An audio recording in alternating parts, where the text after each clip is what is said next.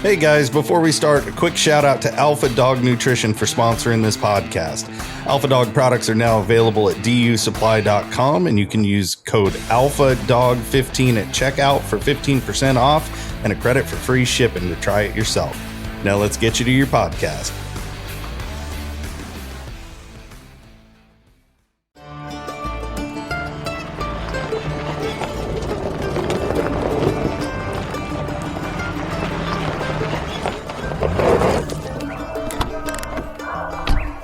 Where's Fielder? He's gone to the dogs. Welcome to the Gone to the Dogs podcast. This is Steve Fielder, your host, and man, am I feeling good tonight. I am recording this episode on St. Paddy's Day. Now, I do have a little of the Irish in me. My grandpa Haley, my grandma Fielder's dad, was Irish. And John Haley. So all of you out there that were wearing the green today, I hope you had a great time. Hope you didn't drink too much of that green beer and suffering the consequences of that.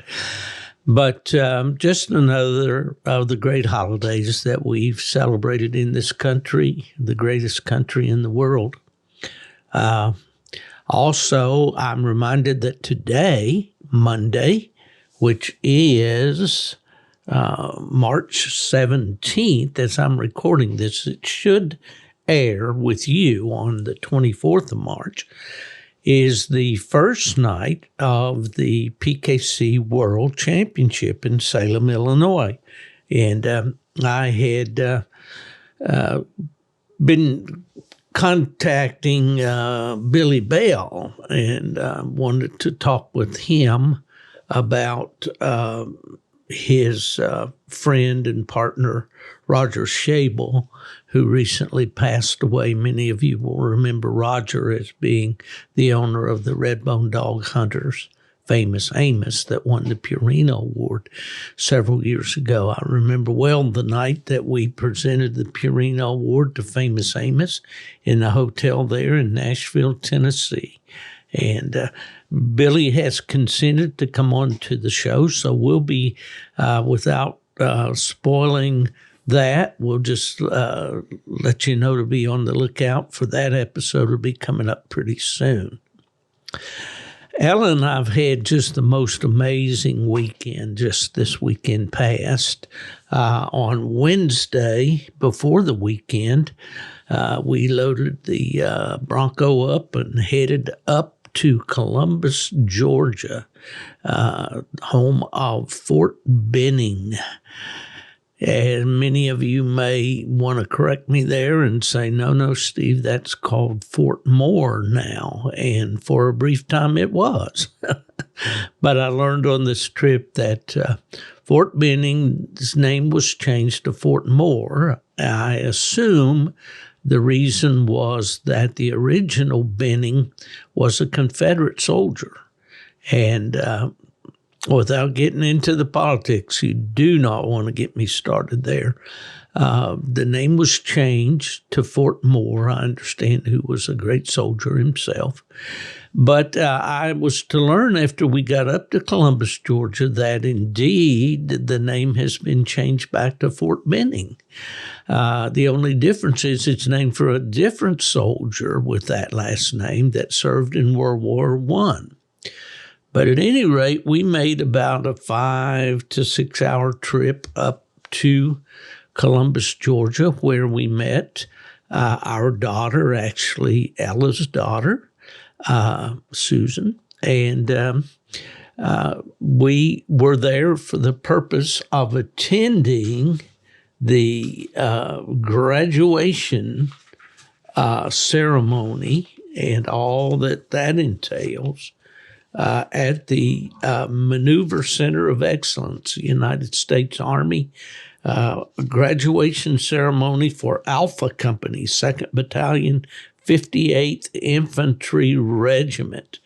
And the reason that we went to that graduation is that our granddaughter, Alyssa, was graduating. And Ella had attended her what they call turning green ceremony. And those of you who have more recently been in the Army or have, relatives, friends, family in the Army know that was the first stage of her basic training. And then she went into this session we attended was to recognize her turning blue. She didn't actually turn blue, but she received that blue, what is it they call it? They don't call it a rope, although that's what we called it, that the soldiers wear on their uniform over their shoulder. And it signifies that they have completed another phase of their training. And this was just the most amazing ceremony. It touched me in so many ways. I guess the reason being primarily her being our granddaughter, of course. And number two, my dad did his basic training at Fort Benning in the U.S. Army back in 1939. He was 19 years old from Tennessee and joined the Army in Nashville, and they shipped him off to Fort Benning, and that's where he did his training. So I just wondered as I walked around there and I viewed the parade grounds and all that, I wonder if my dad had walked on those grounds as well. Perhaps he did. But one thing I know for sure is he would be extremely proud to have been there to observe the ceremony. The Army does a great job with this. And, the infantry, someone said during the orientation, the infantry is the toughest job, in the Army. I know there are advanced degrees of combat soldiers that one can attain. I'm reminded of my friend Keith Durkee, who's been on this podcast. He's a coon hunter, has won a world championship with his Walker dogs, was in Special Forces. He was also in what they call Delta Force. And, he was one tough guy for sure. And really thank Keith for his service. And I urge you to go back and find the episode with Keith in it. You'd enjoy it a lot. But anyway, Alyssa, when she decided to enlist in the Army, chose the infantry, and we were all a little bit wide-eyed about that. Alyssa is 19 years old, soon will be 20, and, a very attractive young lady. I'm being a little bit biased there, I'm sure, but I absolutely can assure you that she is, and just is a student at Rutgers University in New Jersey, where she lives, and she chose the infantry, and I thought, little girl, you've got a lot of hard work ahead of you. But, man, she came through it with flying colors and surprised us at the award ceremony as being one of, I think, about a little over half a dozen, maybe 8, 10 possibly, of the soldiers who were promoted right there at the ceremony due to their superior performance. And she was the only woman among that group. So we're just doubly proud of Alyssa and just had such a great time. The thing that impressed me so much is the way the Army, brings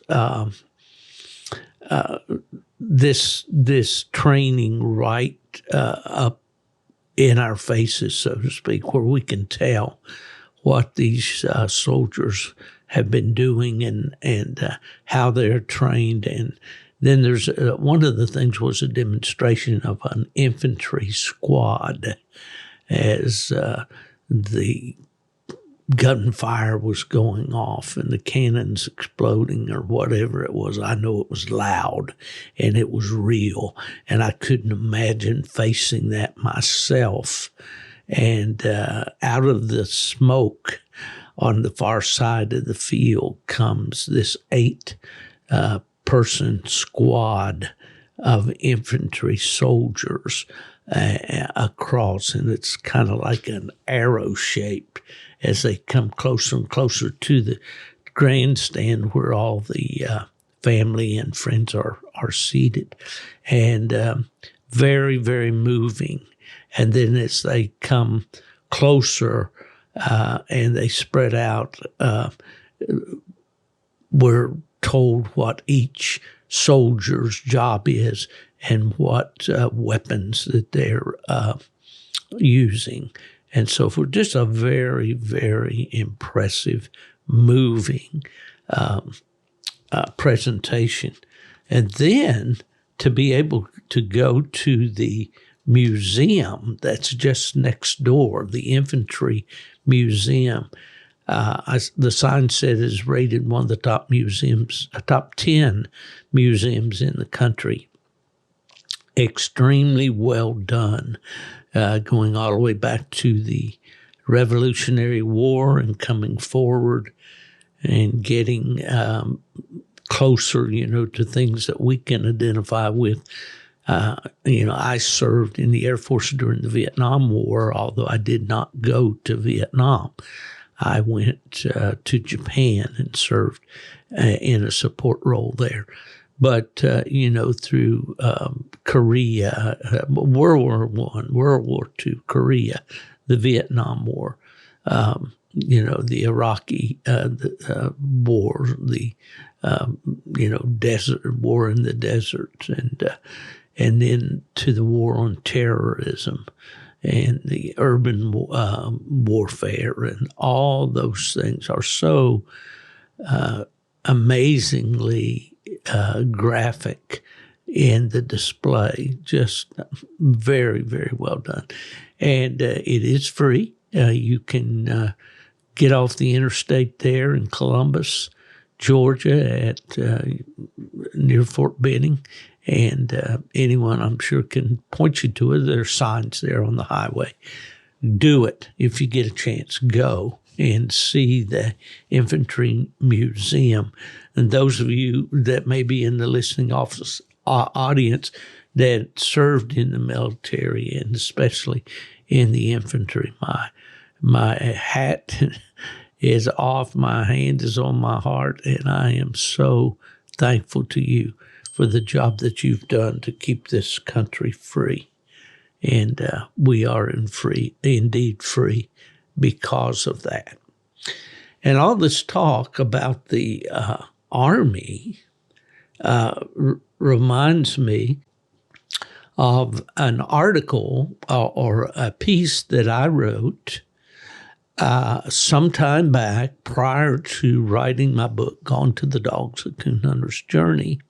And I had considered this piece for the book, but as things began to come together and pages became at a premium and so forth, I did not include this in the book. But I think it certainly deserved to have a place in the book.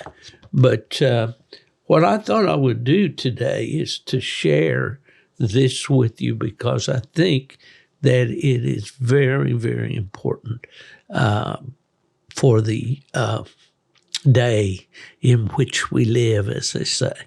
Before I go any further, I want to thank the good folks out at WU Hunting Supply, dusupply.com, for sponsoring the podcast. Buddy Woodbury and family and all the staff out there that do such a great job in providing supplies, equipment for hunters and houndsmen especially, great graphics, great clothing items, all of those things. dusupply.com. standouts.com. Also, we'll thank Alpha Dog Nutrition. They make a great line of supplements for our dogs that keep them in top shape, top condition.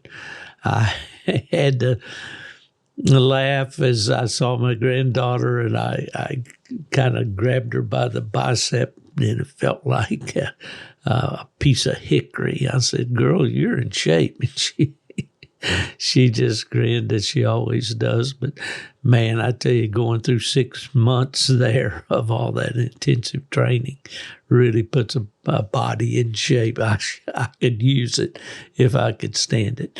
But I do want to thank those folks, and always my buddy Big Mark Zepp, Zepp Predator Calls, and all that Mark does, his dog boxes, his coats, his squallers. Everything is always first class, top quality, and you can't go wrong at markzepp.com. Okay. The piece that didn't, make the cut, so to speak, in my book is called, appropriately, with our subject so far, The Volunteer Army. The only qualification is a servant's heart. I wrote this. I'm going to share it with you now, and we might discuss it a little bit when I've completed it. I will warn you that this gravelly voice is going to be the only voice you hear throughout this. So if you've got something else you need to be doing, well, I hope you do it with gusto, and I hope you have a great day. But for those who would be interested in hearing about the Volunteer Army, and it does definitely apply to our sport of coon hunting with dogs, get a cup, sit back and prop your feet up if you can. If you're running equipment at work, be careful. But at any rate, here we go. Prior to making the Kennel Club business my life's work, my travel to coonhound events was limited to an annual trip to Plot Days, the Grand American in South Carolina, and the UKC hunts that existed within 100 or so miles from my home in southern West Virginia. The ads for the hunts I attended appeared in the monthly issues of American Cooner and Full Cry magazines, and I would go when I could find time and the money to attend, just like the rest of us. Prior to joining the Air Force in 1969, I spent 4 years in college and had little in terms of time or resources. After I returned home in 1973 from Japan, I began to attend the hunts with more regularity. Like most of the other hunters, I showed up at an event, tied my dog to the tailgate, went inside to buy a cup of coffee or a bowl of chili, and joined the other hunters around the table, swapping lies and generally having a good time. I took no notice of the planning or work that went into the events. They appeared in the magazines. I went, I hunted or showed, and I came home. No problem. In 1978, when I accepted Fred Miller's invitation to join the staff of field representatives that would be required to work the regional qualifying events for the newly established UKC World Championship, I soon found myself looking at the events from a different perspective.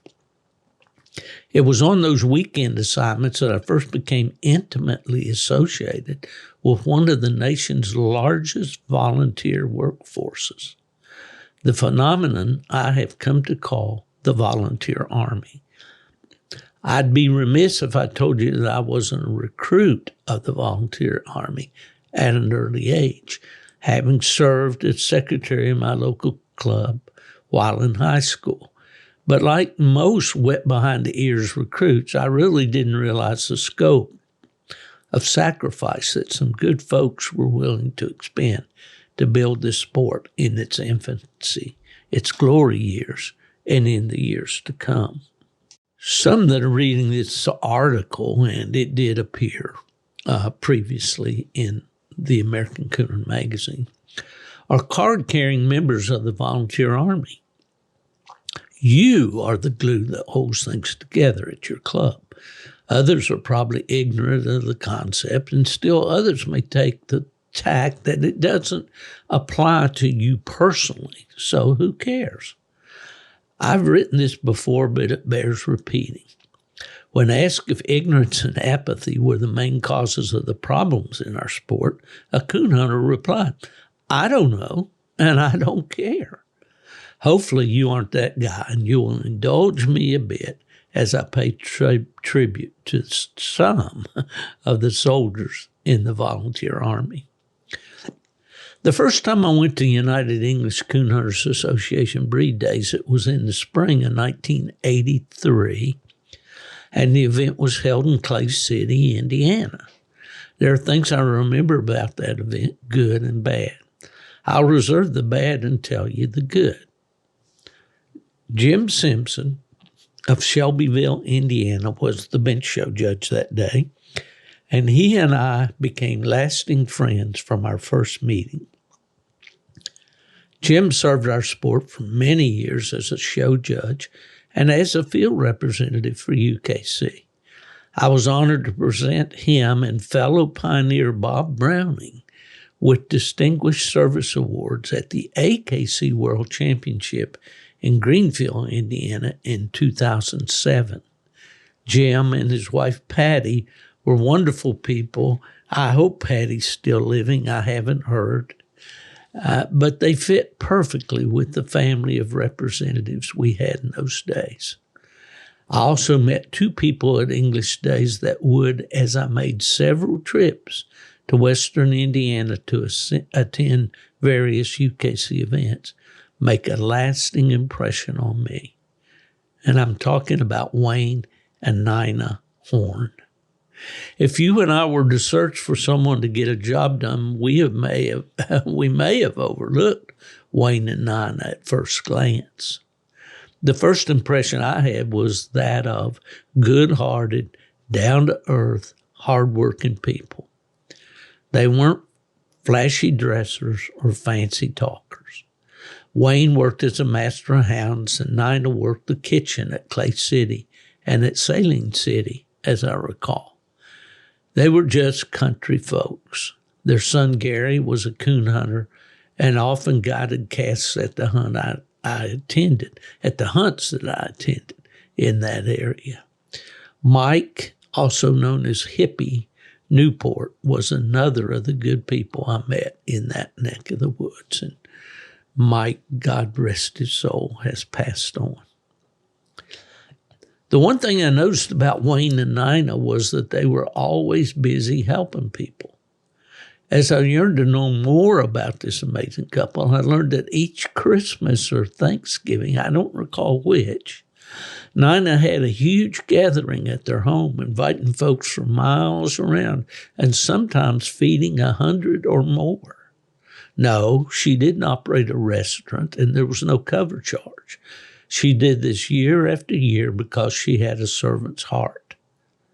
I'm sure the expense and labor were astronomical.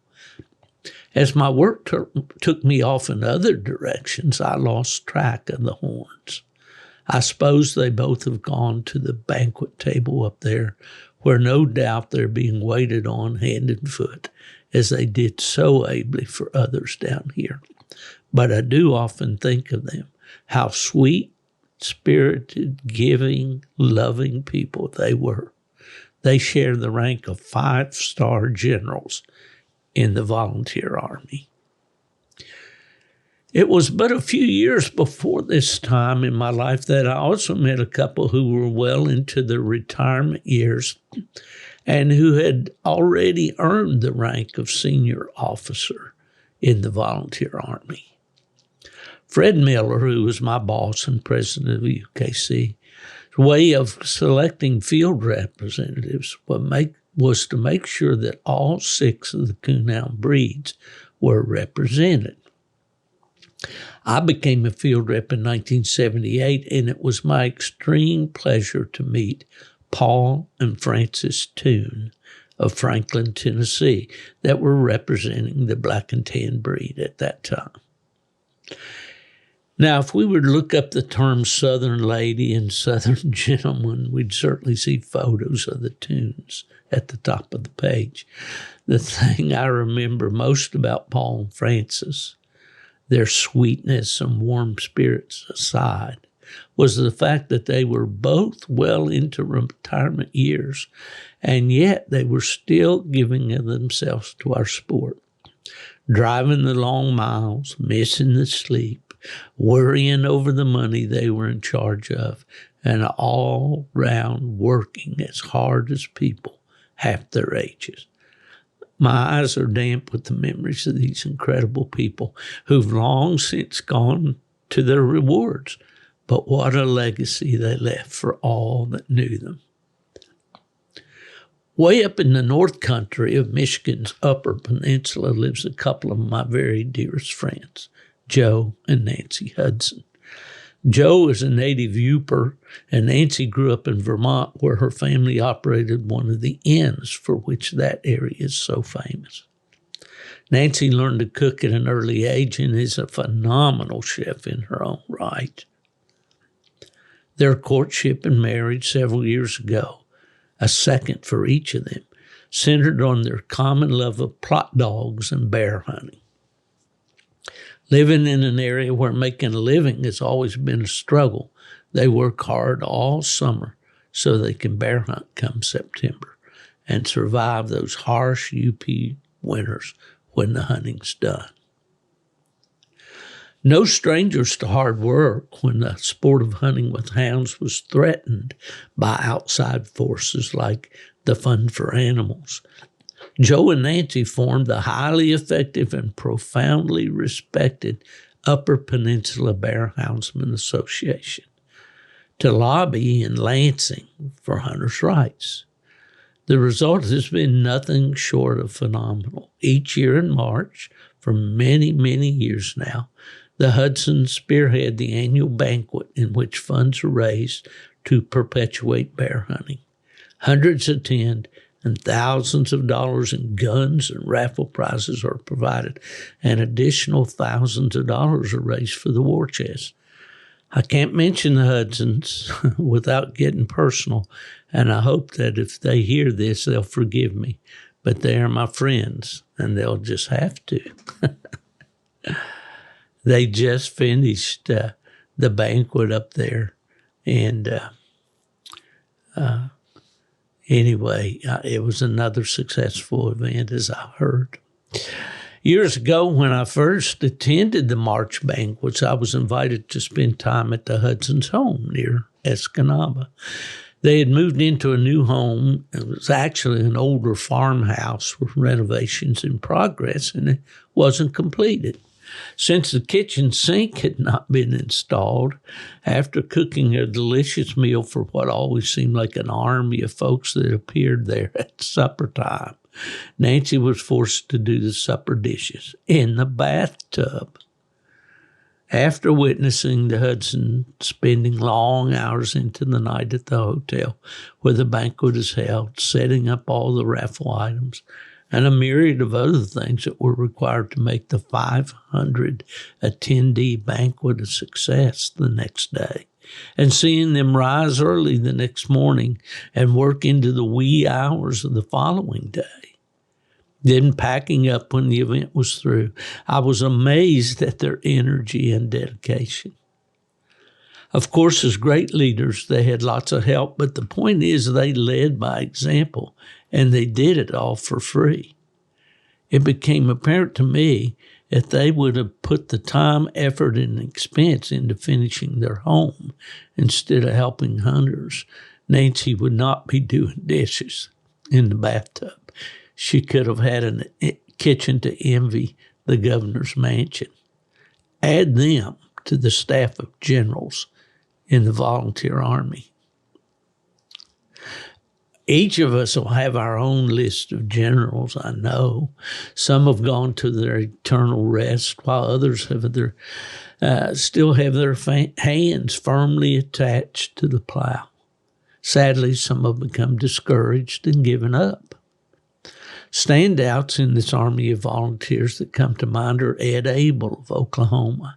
Despite being blind, legally blind, he's been a workhorse in the political arena, protecting the rights of hound hunters in Oklahoma and nationally for many years. Max Summerlin, my buddy down there in North Carolina, despite his sight and health challenges, for many years was Mr. Coon Hunter in the state of North Carolina, accomplishing much as an unmovable force when it came to interpreting and enforcing UKC rules in the Tar Heel State. Max also served as a field rep for UKC and as the master hounds of the Winter Classic for many years. You know, Max is one of the few people that I know, my cousin being another, that received a heart transplant. And sadly, Max lost his wife Shirley here a couple of years ago, and I know that things have been a struggle for him, but man, he's solid gold in my book. Coon hunters in South Carolina have a workhorse in David McKee, my buddy David McKee, he serves as president of the South Carolina Coon Hunters Association and the Grand American Association, and as the field rep and national youth director for AKC. I'm also reminded of the late Bill Murray from Cesar, Illinois, who headed the Illinois State Coon Hunters Association and served as a board member of ACHA for many years and left a void in the hearts of coon hunters in the land of Lincoln that may never be filled.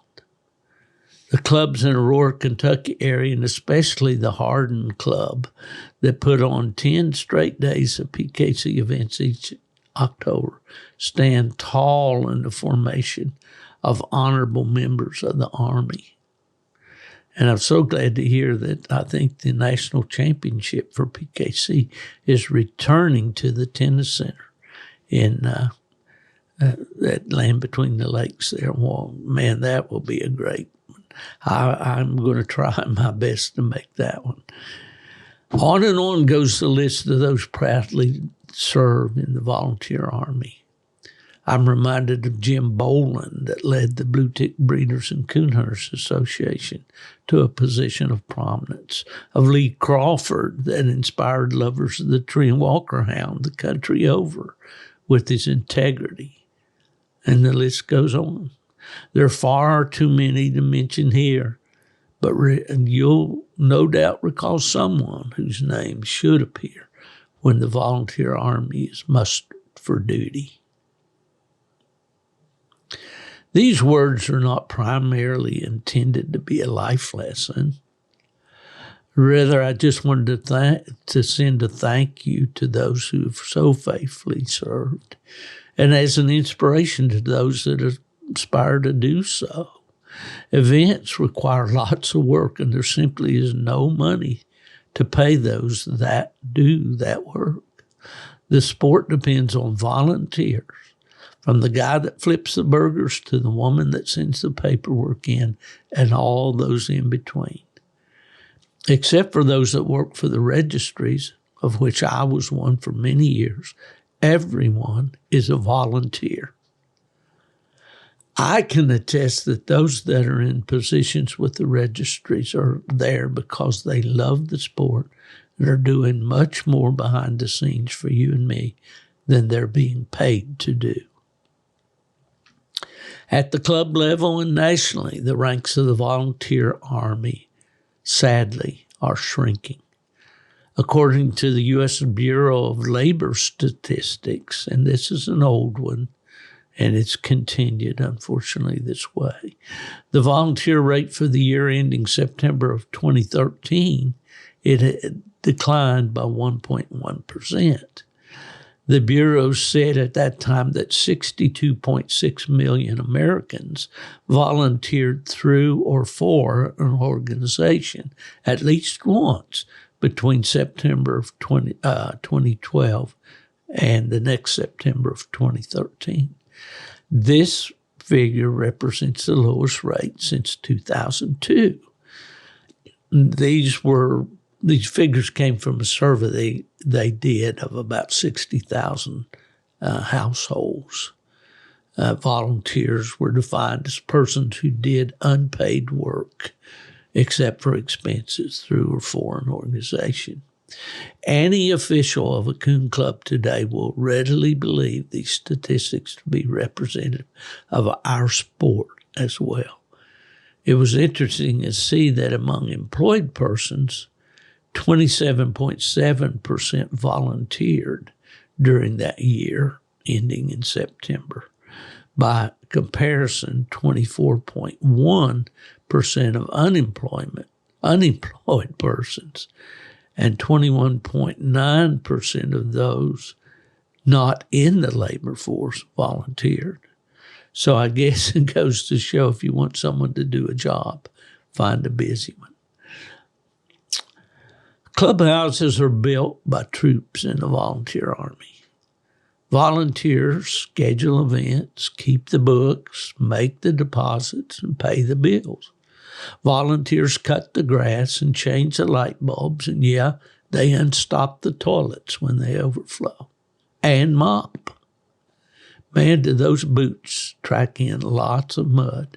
If you're a coon hunter that believes all you have to do is spend your entry fee at the club to cover your obligation to your sport, you're copping out. You're getting your money's worth of fun, and sometimes more when you go to the trophy table or the payout desk. If you aren't volunteering your time now or occasionally, you're a liability rather than an asset. It's plain and simple. When I was a kid, I volunteered to drag the scent for the field trial.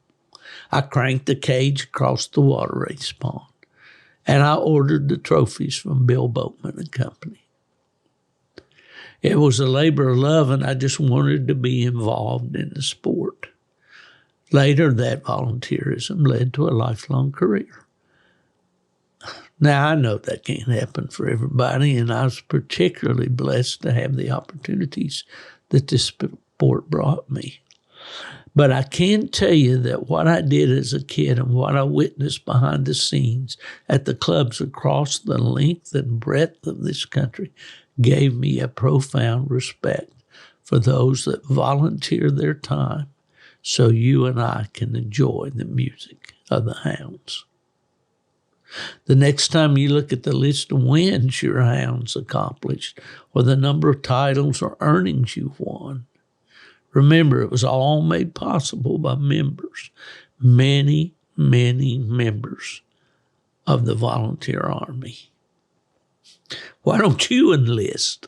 You're listening to my voice. Our sport really needs you. And it's true, folks. It really is. We need you out there.